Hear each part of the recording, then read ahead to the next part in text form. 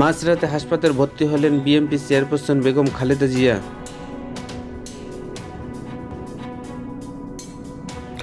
সাবেক বিরোধী দলীয় নেত্রী বেগম রওশন এরশাদের বিরুদ্ধে আদালতে মামলা করেছেন ন্যাশনাল আওয়ামী লীগ পার্টির এক নেতা।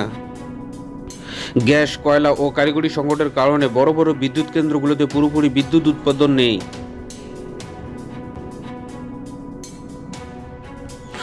চট্টগ্রামে চলন্ত বাসে এক তরুণী ধর্ষণের শিকার, চালক ও সহকারীকে গ্রেপ্তার করেছে পুলিশ।